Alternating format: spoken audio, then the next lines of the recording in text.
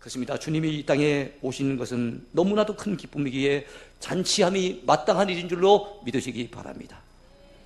이처럼 우리 하나님께서는 독생자 예수님을 이 땅에 보내시면서 복음의 천국잔치를 준비하셨어요. 그리고 사람들이 오기를, 이 잔치자리에 참여하기를 우리 하나님은 기다리고 계십니다. 그런 부분이 오늘 본문에 잘 보여주고 있어요.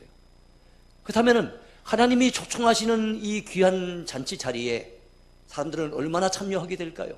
사람들이 나타낸 반응이 어떠할까요? 그 당시 예수님 당시에 유대인들은 어떻게 반응했으며 오늘 이 시대의 사람들은 어떻게 반응하고 있을까요? 먼저 생각해 볼 제목입니다.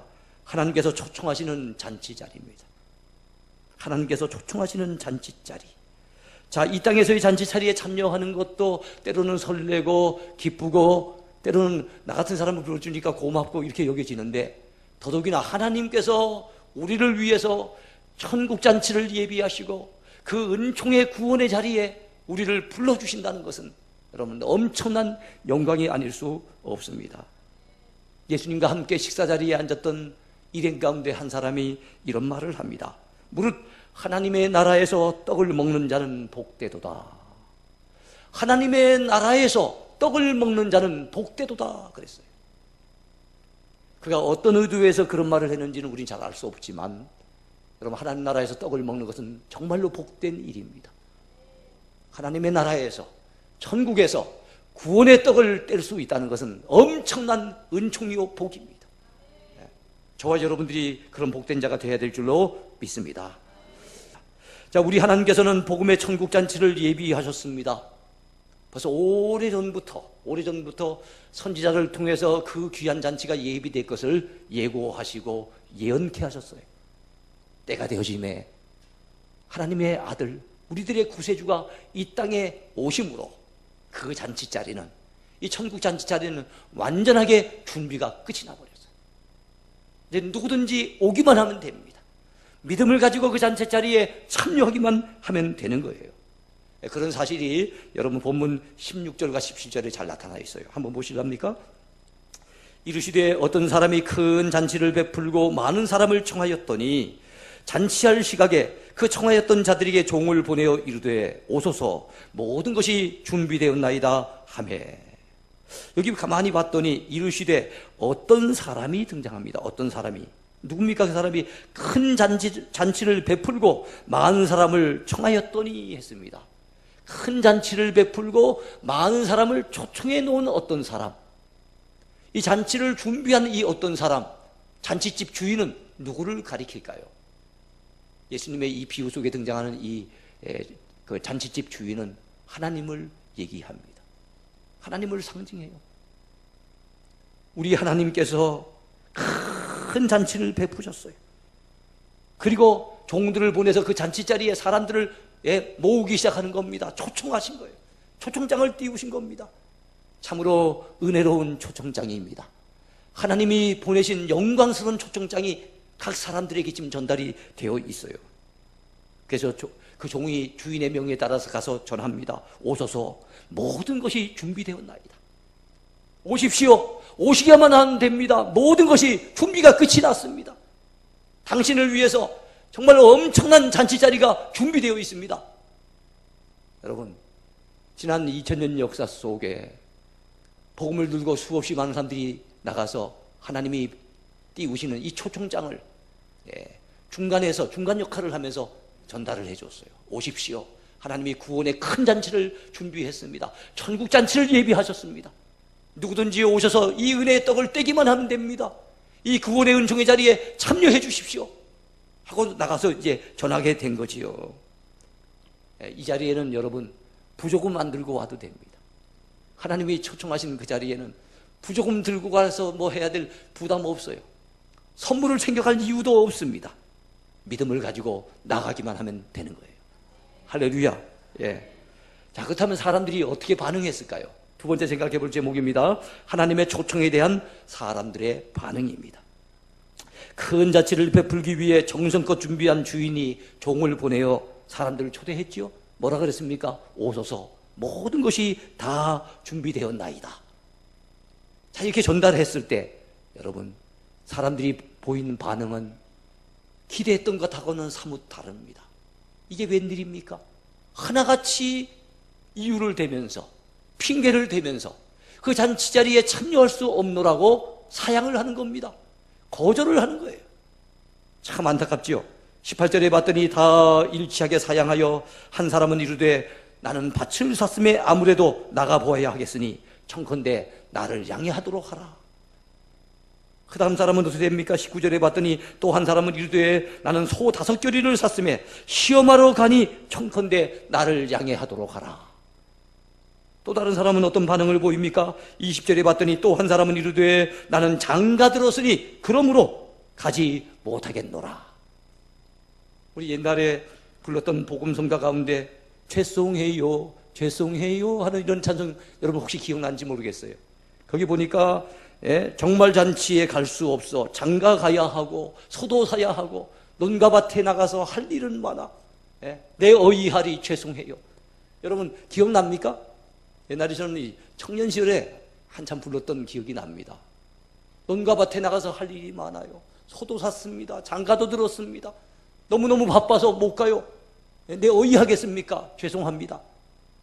지금 사람들이 그런 반응을 보이고 있는 거예요. 여러분 이것은 예수님이 이 땅에 오셨건만, 그토록 고대하던 메시아가 오셨건만, 하나님이 예수 그리스도를 통해서 구원의 길을 온전히 준비하셨건만, 예수님이 다니면서 복음을 전하는데도 불구하고 유대인들이 나타낸 시큰둥한 반응입니다. 먹을 것이 많을 때는 쫓아다니고 기적을 행할 때는 사람들이 몰려들지만 정작 나중에 그들은 예수님을 십자가에 못 박으라고 소리를 지르는 모습들을 보세요. 정말로 그들에게 필요한 이 복음의 메시지가 전달되는데 사람들은 사양해버리는 거예요. 거부해버리는 겁니다. 우리는 율법만 해도 충분히 된다고, 족하다고, 다른 것은 더 이상 필요 없다고 예수님의 복음을 거부했던 유대인들, 그때 시작해서 지금 2000년 역사가 흘러갔지만 아직도 유대인들 가운데는 예수 믿는 사람들이 채 1%가 되지 않는다 그러잖아요. 참 안타깝습니다. 하나님이 예비하신 그 은혜로운 구원의 초청잔치에, 그 아름다운 천국잔치에 스스로가 들어가기를 거부하는 이 유대인들, 얼마나 안타까운 일입니까? 문제는 오늘도 그런 사람들이 많다는 겁니다. 이 어리석은 유대인들처럼 세상에 대한 관심은 잔뜩 있는데 돈벌이에 대한 관심은 많고, 먹고 즐기는 데 대해서는 관심이 많고, 자식 키우는 데 대해서는 관심이 많고, 성공 출세하는 데 대해서는 관심이 많은데 천국의 메시지에 대해서는 관심이 없어요. 구원의 복음에 대해서는 별로 귀를 기울이지 않습니다. 많은 사람들이 우리가 나가서 전도해도, 여러분 그 하나님의 초청장을 전달을 해도 그 초청장을 사양하고 거절하는 모습을 바라볼 때 참 마음이 안타깝기 짝이 없습니다. 영적으로 배가 불러서 그런 겁니다. 유대인들의 그 강팍한 모습, 그 교만한 모습이 오늘 이 시대의 사람들에게도 나타납니다. 세상계 것으로 배가 불러가지고 교만해요. 하나님의 말씀이 필요 없어요. 예수 그리스도가 더 이상 필요 없어요. 천국이 나한테는 관심도 없는 거예요. 이 땅의 삶이 너무 즐겁고 재밌고 여기에 대한 관심으로 가득 차서 천국에 대해서는 아예 관심조차 없는 거예요. 여러분, 은혜 받을 만한 기회가 늘 있는 게 아닙니다. 구원의 버스가 늘 지나가는 게 아닙니다. 구원의 버스가 한번 지나가고 나면 다시는 여러분 기회가 없을 수도 있어요. 어제는 우리 한국으로 봤을 때는 참 귀한 분들이 방한을 했어요. 우리 한국교회 초청으로 방한을 한 45명의 분들이 오셨는데요. 어떤 분들입니까? 여러분 흥남 철수작전을 아실 거예요. 그죠? 6.25 때 계속 밀리다가 메가더 장군의 인천 상륙작전을 통해 가지고 우리가 전선을 완전히 바꿔버리죠. 그래서 우리가 오히려 승승장구하면서 북쪽으로 막 치고 올라갈 때 곧 통일이 될 것 같았어요. 이제 전쟁이 곧 끝날 것 같았어요. 그런데 이게 웬일입니까? 중공군이 개입을 하면서 그래서 전선은 더욱더 확대되고 힘들어지고 유엔군들조차 치고 올라가던 그들도 힘을 잃어버리고 그 추운 날씨에 남쪽으로 밀릴 수밖에 없는 상황인데 여러분, 북한의 치하에서 몇 년 동안, 해방 후 몇 년 동안 살았던 사람들 가운데 자유가 그리워서 공산주의 압제에서부터 벗어나고 싶어서 남쪽으로 내려가고 싶은 사람들이 흥남부두에 모여들기 시작하잖아요. 네? 그래서 유엔군은 무기도 실었고 군인들도 태워야 되고 여러 가지 여건들 때문에 피난민을 실을 수 여건이 안 됩니다. 그런데 그 통역관이 장군을 갖다가 설득하고 설득을 해서, 그래갖고 무기를 버리고 다른 짐들을 버리고 그 빈자리에다가 사람들을 막 태우기 시작하잖아요. 그래서 수만 명이 여러분 그때 구출을 받았어요.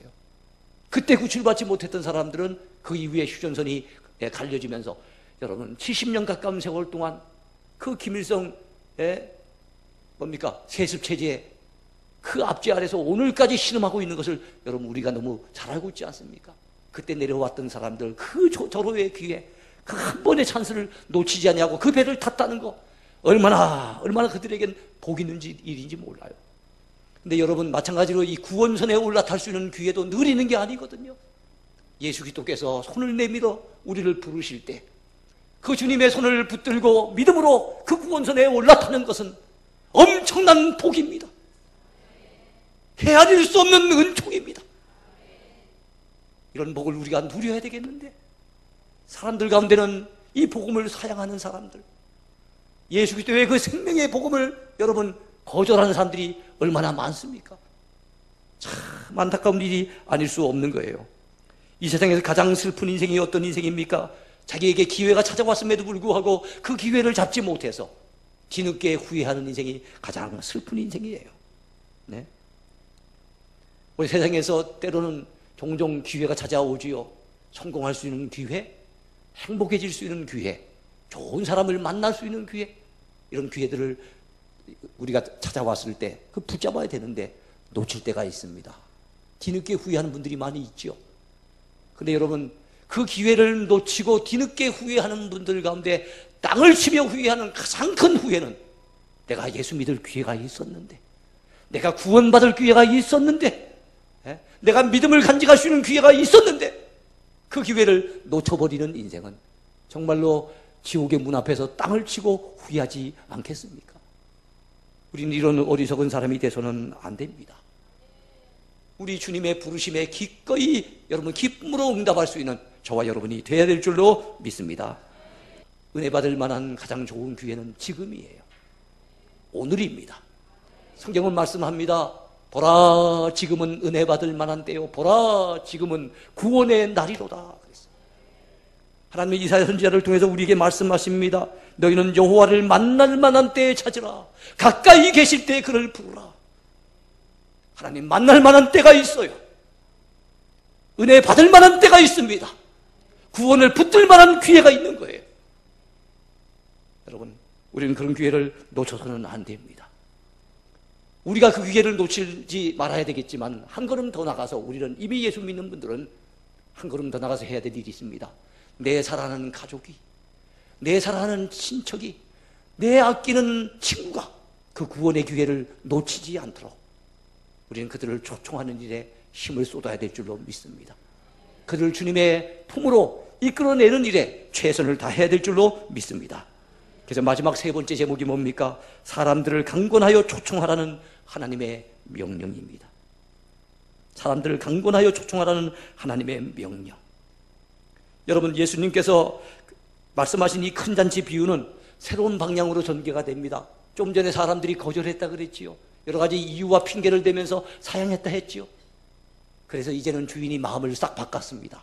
그래, 안 오는 사람들 어떡하겠느냐, 자기 싫다는 사람 어떡하겠느냐, 제껴둬라, 다른 사람 부르면 되지. 그래서 21절에 보니까 다른 사람을 부릅니다. 종이 돌아와 주인에게 그대로 고하니, 사람들이 안 오려고 합니다. 여러 가지 핑계를 댑니다. 그대로 고했다는 거예요. 이에 집주인이 노하여 그 종에게 이르되, 빨리 시내 거리와 골목으로 나가서 가난한 자들과 몸 불편한 자들과 맹인들과 저는 자들을 데려오라 하니라. 야, 이 잔치지에 참여할 수 있는 좋은 기회가 있었는데 사람들은 핑계를 대고 오지 않았어요. 그랬더니 이번에는 새로운 사람에게 기회가 주어집니다. 네? 사람들이 좀 무시하는 사람들이에요. 멸시를 받던 사람들입니다. 소외계층입니다. 누가복음의 말씀의 주제에 의하면 잃어버린 자들입니다. 어떤 자들일까요? 여러분, 거기 보니까 가난한 자들이 등장하지요. 몸 불편한 자들, 병자들을 얘기합니다. 그 다음에 맹인들, 다리를 저는 자들, 이런 사람들 오라는 겁니다. 그들은 어떻게 반응했을까요? 아유, 저 같은 사람이 가도 됩니까? 아유, 그 귀한 잔치 자리에 이렇게 남루한 옷을 입고 가도 됩니까? 아유, 괜찮습니다. 우리 주인이 오라고 하셨어요. 아무나 와도 됩니다. 걱정하지 마세요. 오시면 됩니다. 이야, 그들은 기분이 좋아가지고 입이 이만큼 찢어져가지고 막 즐거워하면서 황홀해하면서 이야, 너무너무 기쁜 마음으로 그 잔치 자리에 참여를 하는 거예요. 유대인들이 거부했지만, 유대인들이 예수 그리스도의 복음을 대다수가 사양했지만, 이게 웬일입니까? 예수 그리스도의 복음을 이방인들이 쌍수 들고 환영하는 거예요.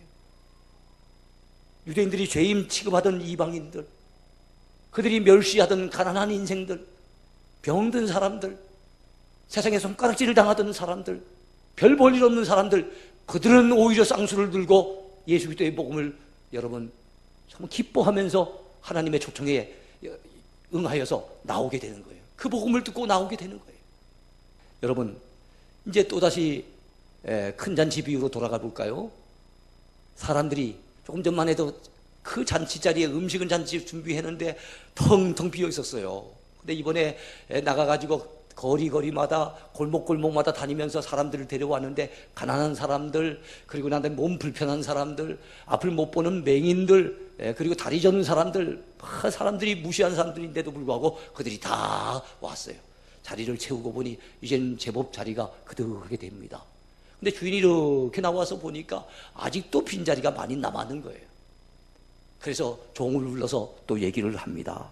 종에게 얘기하는 명령의 내용이 뭡니까? 길과 산 울타리로 나가서 사람을 강건하여 데려다가 내 집을 채우라.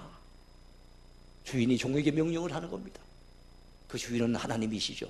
그 명령은 곧 오늘 우리에게 주어진 명령이기도 해요. 전도하라는 명령입니다. 사람들을 강건하여 데려다가 내 집을 채워라, 빈자리를 채워라 하시는 주님의 명령이에요. 우리는 이 명령을 보통 얘기하기를 지상명령이라고 얘기를 해요. 지상명령, 가장 윗단계에 올라가는 명령이니까 최고의 명령. 이 땅 위의 명령이 아닙니다. 그런 지상이 아닙니다. 최고의 명령. 하나님이 우리에게 주신 명령이 얼마나 많습니까? 근데 그 중에 최고의 명령이 뭔가 하면 전도하라고 하는 명령이에요. 사람들을 데려다가 나의 집을 채우라고 하시는 하나님의 명령입니다. 우리는 주일 성수하고 11조 드리고 또 맡은 집분 봉사하고 이런 일에 충성을 다한다고 우리 생각하면서 정말로 중요한, 가장 중요한 명령에 대해서는 우리는 소홀히 여기고 있는지도 모릅니다. 여러분, 다른 명령 순종한다 해도 최고의 명령 순종하지 않았다고 한다면 하나님 앞에 죄송하잖아요. 부끄럽잖아요. 그러면 여러분, 우리 모두는 전도하는 일에 사람들을 강권하라 그랬어요. 강하게 권면해야 되지 그냥 슬글슬글 말해서 될 문제는 아니에요. 강하게 권면하여 주의 집을 채워야 될 줄로 믿습니다.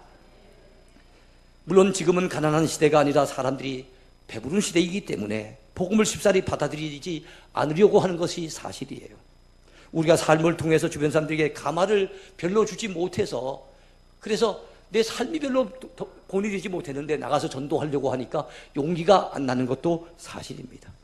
또 한국교회에 대한 이미지가 과거보다 많이 나빠졌기 때문에 그래서 복음을 전해도 별로 효과가 나타나지 않은 것도 사실입니다. 그래서 우리는 그것을 갖다 빌미 삼아서 전도하지 않는 이유로 그렇게 생각을 하고 전도에 손 놓고 있는지도 모릅니다. 근데 전도에는 변명이 없어요.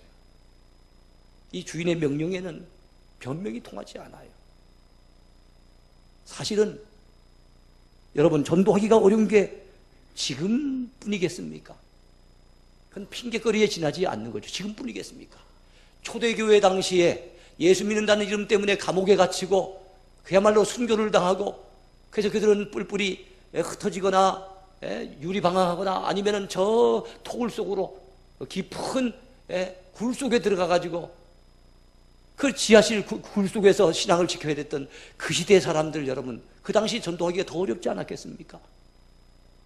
우리나라 구한 말에 여러분, 지금까지 대대로 불교가 내려왔고 유교가 내려왔던 우리나라에서, 그것도 대원군의 쇄국 정책이 굉장히 강했던 우리나라에서 그 당시에 선교사님이 와가지고 말도 잘 통하지 아니하는 협꼬부라진 소리를 가지고 말입니다.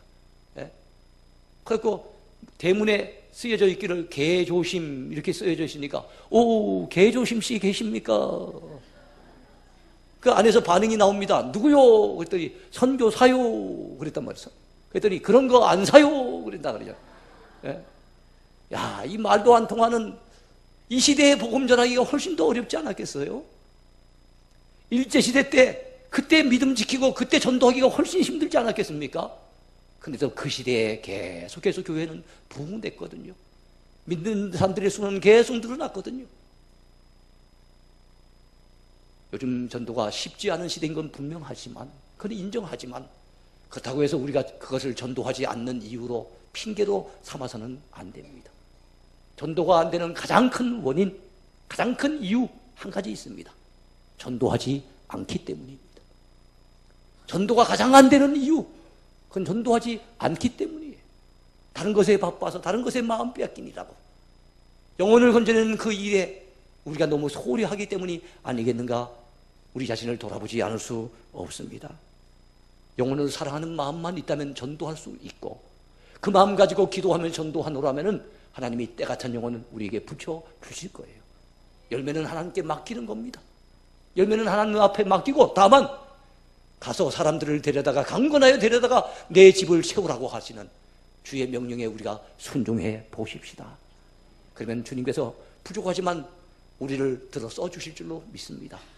그 누군가의 수고 때문에 우리가 예수 믿고 우리가 값없이 구원받아 복음의 빚진 자가 됐는데, 이제는 이 빚을 갚으며 살아야 되지 않겠습니까? 이제 말씀을 맺으려고 합니다. 사랑하는 성도들이여, 오늘 우리는 예수님께서 들려주신 큰 잔치 비유를 통해서 몇 가지를 생각해 보았습니다. 먼저는 하나님께서 예수 그리스도 안에서 천국 잔치를 예비하시고 모든 것들을 다 준비하시고 이 구원받을 수 있는 이 천국의 잔치 자리에 사람들을 초청하셨다는 사실을 우리는 말씀을 통해서 배웠습니다. 그런데 그 시대나 요즘이나 사람들이 여러 가지 이유를 대면서, 핑계를 대면서 하나님의 이 부르심에, 이 초청에 응하지 않는 안타까운 상황도 있다는 것을 우리가 또 생각해 보았습니다. 우리는 기꺼이 하나님이 부르실 때 나아가십시다. 이 구원의 은총의 자리에 우리는 항상 사모하는 마음 가지고 기꺼이 주 앞에 나가야 될 줄로 믿습니다. 한 걸음 더 나가 주인 되시는 하나님께서 말씀하십니다. 아직도 빈자리가 많이 있으니 나가서 사람들을 강건하여 데려다가 내 집을 채우라고 하시는, 바로 전도의 명령을 오고 오는 세대의 모든 교회에게, 오고 오는 세대의 모든 성도들에게 명령을 내리셨어요. 이건 최고의 명령, 지상명령입니다. 우리가 이 지상명령을 앞으로의 남은 생애 동안에 열심히 받들어 들여서 우리가 열매는 하나님 앞에 맡기되, 다만 주의 말씀에 순종해서 전도하는 일에 모두 다 관심을 가지고 동참하는 저와 여러분 모두가 되기를 축원합니다.